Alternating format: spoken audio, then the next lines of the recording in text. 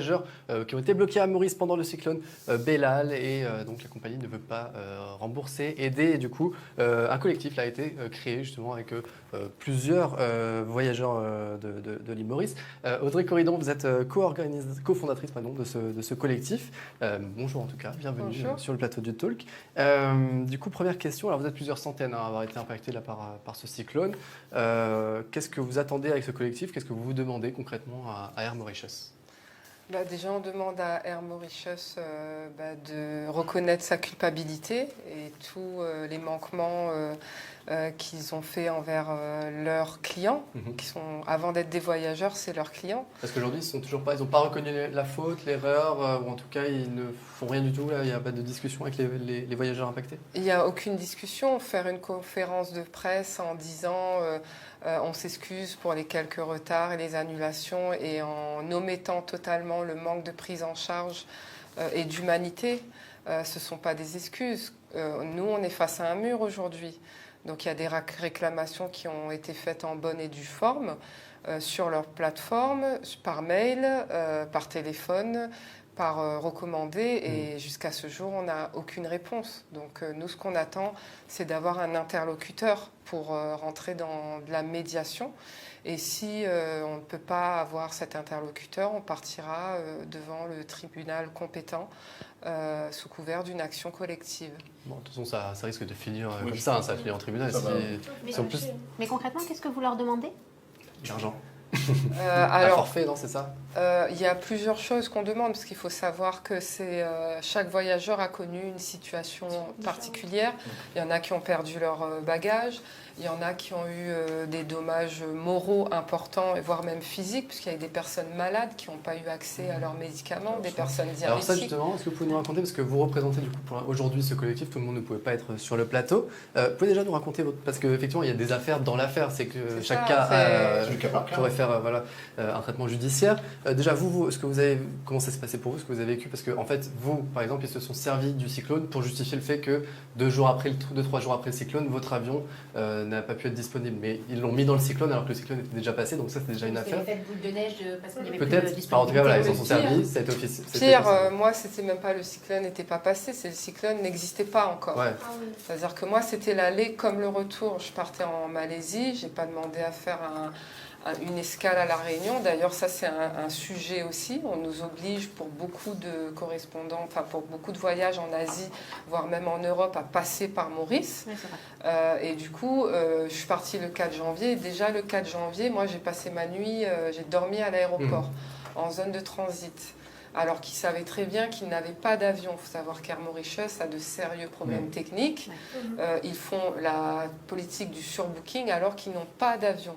Donc moi, je me suis retrouvée acheminée à Maurice alors qu'ils savaient très bien qu'ils n'avaient pas d'avion pour nous amener en Malaisie. Pour bien qu'on comprenne, pour tous ceux qui ne parlaient pas forcément anglais, le surbooking, en fait, c'est juste le fait de faire réserver, de faire payer plus de sièges qu'il y a vraiment dans l'avion. Et du coup, si vraiment il y a assez de surbooking, de passagers qui ont prépayé mais qui n'ont pas de siège, ils peuvent remettre un deuxième avion derrière. Enfin, en tout cas, ça peut arriver. Mais sinon, effectivement, ils peuvent juste vous dire bah non, en fait, on ne vous embarque pas et vous restez à terre. En soi, il y a beaucoup de compagnies qui le font. Oui, mais il y en a qui savent les honorer. Ils ont leur propre jeu, plus le cyclone, ils se sont enterrés tout seuls. Voilà, donc moi, depuis le 4 janvier déjà, pour ces premiers manquements, je n'ai eu aucun retour par rapport à mes lettres de réclamation. Et après, c'était le retour aussi. Moi, c'était 2 jours après le cyclone, donc je ne vois pas en quoi ils peuvent évoquer la situation de catastrophe naturelle. On a un avocat qui nous accompagne dans le collectif. Une situation de catastrophe naturelle, c'est une situation qui est imprévisible et incompressible. C'est-à-dire le cyclone y arrive, il n'a pas fait rien, les avions, il n'a pas volé. Donc moi, je suis arrivée le 17 à Maurice, les 2 aéroports étaient ouverts, Plaisance et Roland-Garros. Donc ils ne peuvent pas avancer cette excuse. Ils ont des problèmes techniques, ils vont devoir assumer. Et puis on a aussi beaucoup de voyageurs qui nous ont dit que c'est depuis décembre 2023, pendant les fêtes, qu'il y a des manquements, des retards, des annulations et des gens qui n'ont même pas pu récupérer des croisières, des projets de voyage, qui ont dû tout annuler. Parce que des vols ont été annulés sans prévenir les voyageurs.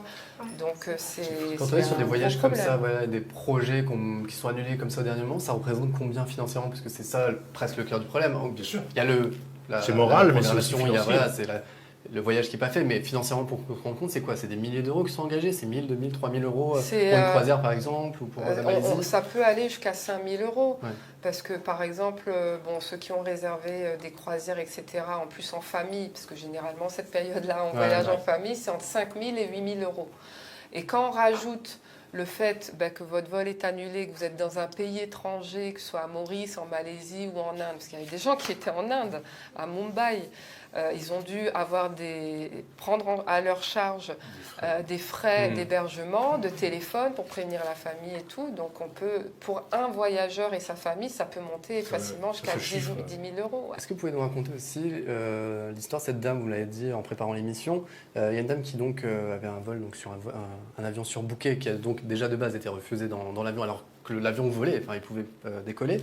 Elle s'est retrouvée 5 jours en plus à Maurice et en plus elle s'est retrouvée bloquée par rapport à Belal, dans un bus, tout ça. Vous pouvez nous raconter rapidement ce cas-là aussi? Parce que ça du coup il y a aussi presque mise en danger de la vie d'autrui. Je ne suis pas avocat, je ne connais pas les lois mauriciennes, mais là cet impact aurait pu avoir des conséquences sur cette voyageuse, quoi.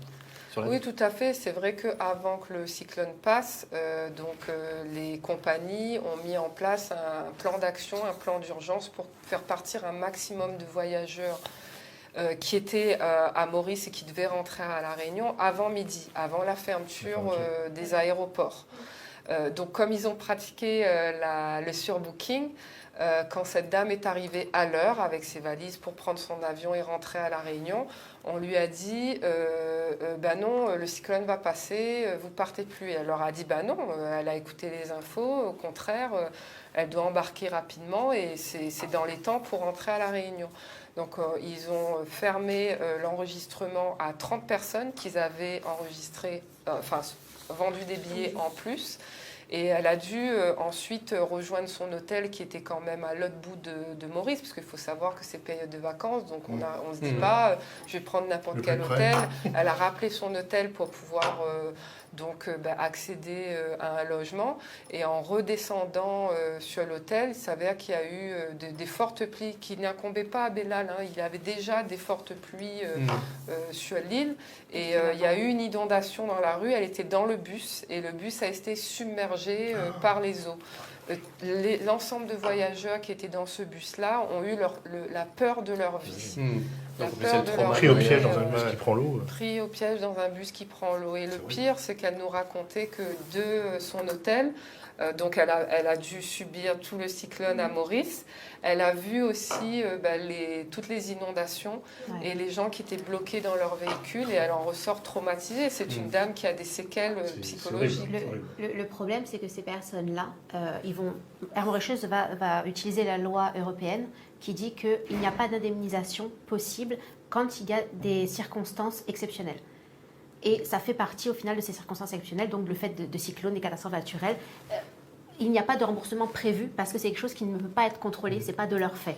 Donc malheureusement, c'est horrible ce qu'elle a vécu, mais je pense qu'ils vont faire jouer ce règlement européen.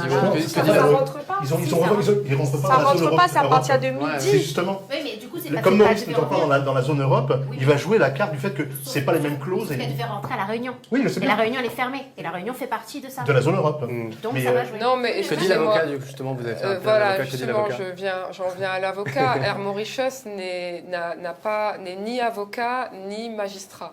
Donc il y a la loi et Mais ils ont des juristes. il y a la loi et c'est ce qui s'applique dans le cadre de la loi. Donc tout le monde peut évoquer la loi européenne comme il l'a envie, mais chaque cas de toute façon sera étudié par un magistrat. Je le répète, une situation de catastrophe naturelle, c'est quand c'est imprévisible et incompressible.